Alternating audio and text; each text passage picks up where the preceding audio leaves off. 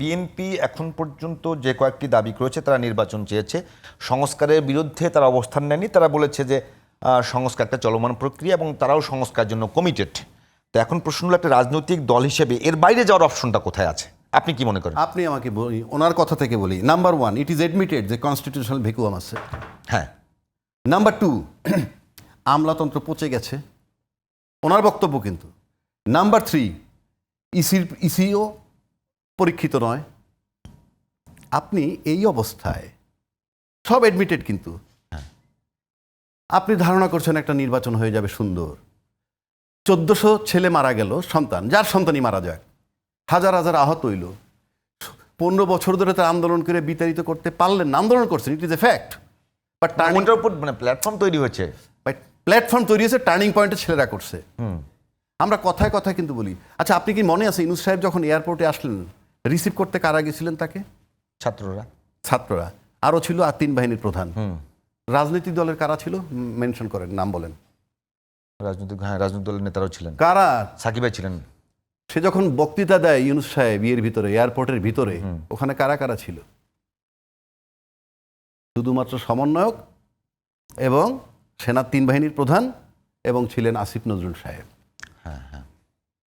আপনাকে বুঝতে হবে বডি ল্যাঙ্গুয়েজ, যে বিপ্লবটা তারা করেছে, কারা করেছে, এটা সিম্বলিক, সব কিছু বলতে হয় না। এর মানে এই না যে ওনারা আন্দোলন করেননি। বিষয়টা তো আপনাকে তারপরে মনে আছে যে সেনাপ্রধান যখন ডাকছিলেন সবাইকে, ওই যে দায়িত্ব নিলেন বললেন, তার আগে যে ডাকছিলেন বিভিন্ন রাজনৈতিক দলের, আপনি কি জানেন সেখানে ছাত্রদের যে ডাকছিল, ছাত্ররা যান নাই। তারা বলছিলেন আপনি বিশ্ববিদ্যালয়, ঢাকা বিশ্ববিদ্যালয়ে আসেন। কিন্তু রাজনীতিবিদরা গেলেন। এই যে রাজনীতিবিদরা গেলেন, তার মানে হচ্ছে তারপর স্বীকৃতি দিলেন যে সেনাপ্রধান আপাতত দায়িত্বটা উনি নিছেন। এবং তারপরে এটাকে একটা ষড়যন্ত্র চলতেছিল। ছাত্র প্রতিনিধি হিসাবে একজন রাজনীতিবিদ, নাম বললাম না, তিনি 3 জন লোক দাঁড়া করাইছিলেন ছাত্র হিসাবে ঢুকাবেন রাষ্ট্রপতির বাসভবনে। জি, ঢুকাবেন বঙ্গভবনে। এইটা টের পেয়ে ওই ছাত্ররা চলে আসে, নাহিদরা, বিকজ দেখতেছে মানে তখন থেকে প্রতি বিপ্লব শুরু। তারপরে তারা বঙ্গভবনে চলে আসছে এবং ওই 3 জন ঢুকতে পারেনি। আমি বলছি কনস্পিরেসি ফ্রম ডে 1। এবং এইটা যাওয়ার মানে হচ্ছে ওই 3 দিন ছিলেন সেনাপ্রধান। আমি আবারও বলছি, 3 দিন সরকার প্রধান ছিলেন তিনি। এবং এই যে ধারাবাহিকতা, এইটাকে ঘোষণাপত্রে না ঢুকাইলে নির্বাচন হবে না। এরপরে আসেন, নির্বাচন হবে না, এটা কি মানে কেন বলছি? প্রক্রিয়াগতভাবে হবে না নাকি? বলছি আমি বলছি, উনি বলছেন নির্বাচিত রাজনৈতিক সরকার না থাকলে স্টেবল হবে না। কথাটার অর্থ মানে নির্বাচিত থাকতে হবে, রাইট, তাই না? আচ্ছা, আপনার বাংলাদেশের নির্বাচিত সরকার ছিল, সামরিক সরকার ছিল, 111 সরকার ছিল, ইউনূস সরকার ছিল, 4টা সরকার, আর নির্বাচিত সরকার। তাহলে 5টা সরকার, মানে 2টা সামরিক সরকার, একটা 111 সরকার, একটা ইউনূস সরকার, আর বাকিটা রাজনৈতিক সরকার। তাহলে 4টা-5টা সরকার।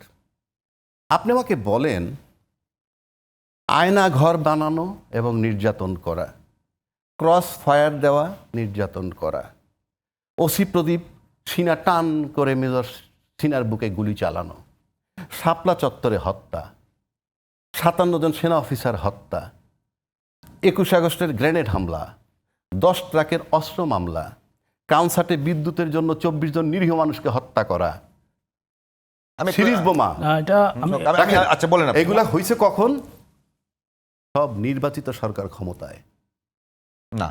ইয়েস, দেখান আমারে। আপনি প্রথম যে কয়টি কথা বলেছেন, ক্ষমতায় প্রথম যে কয়টি কথা বলছেন, ওই সময় অনির্বাচিত জোর করে ক্ষমতায় বসে রাজনৈতিক সরকার না, একেবারে নির্বাচন ছাড়া একটা দল ক্ষমতায় বসে আছে, সে তো রাজনৈতিক দল। এখানে আমাকে প্রশ্ন হবে না। আসেন, কানসার্টে যে বিদ্যুতের জন্য 24টা লোক মারা গেছিল, এটা কোনো প্রাসঙ্গিক হচ্ছে না। সেটা যখন আপনি বলেন, সেটা যখন আমার কথা শেষ করতে দেন, একটা রাজনৈতিক সরকারের সময় আন্দোলন হবে, আপনি বললে হবে না। তাহলে আপনি 16 বছর কেমনে থাকলেন এই অরাজনৈতিক সরকারের কাছে?